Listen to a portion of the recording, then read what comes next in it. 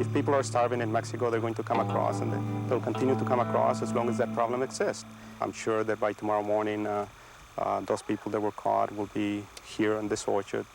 He was off by one day, and in retrospect, how ironic it was that the arrested Mexicans were put through a revolving door. Because all they did once across the border was refill their water jugs, wait until dark. And 2 days later, all 13 of them were in an orchard near Phoenix. They began making money for their families and for that water project back in La Caja. It's grueling labor. A good worker will pick and haul over 100 bags every day, 45 pounds each trip. If the worker is unionized, it's worth 50 cents a bag. If he's not union, he'll make far less, and he can't expect a visit from a labor leader called Lupe Sanchez. The Arizona farm workers claim 10,000 members in 4 states, most of them Mexicans and working illegally. Lupe's people spend half their time dodging the Border Patrol, and an American has to wonder.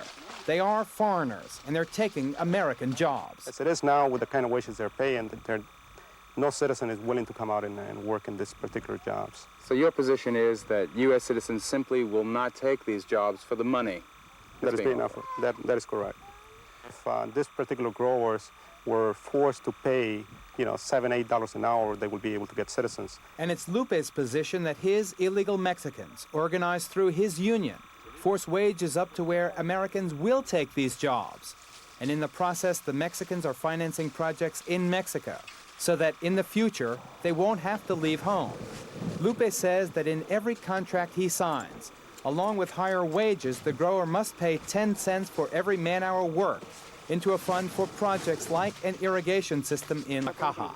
Also, on behalf of those projects, this field organizer has tracked dust into some of the highest political and financial offices in North America.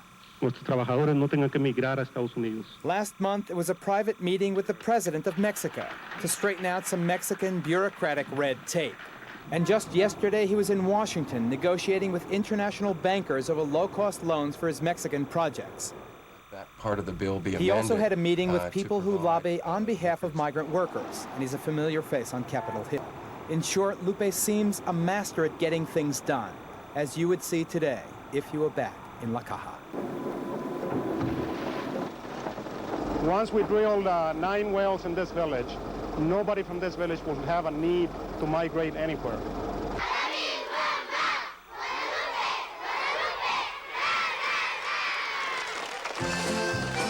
As you might imagine, Lupe is at least the godfather to these people.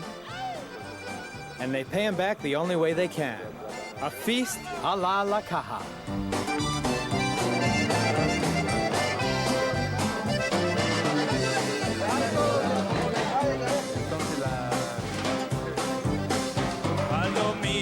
Que vuelas de noche, no te vayas enredar. Lupe is the first to admit his program is dwarfed by the size of the problem. It is not the cure-all for poverty in rural Mexico, or for illegal immigration into the United States. But he does have projects similar to this one in at least 30 other villages. And at least some people who never dared to hope, finally see some hope.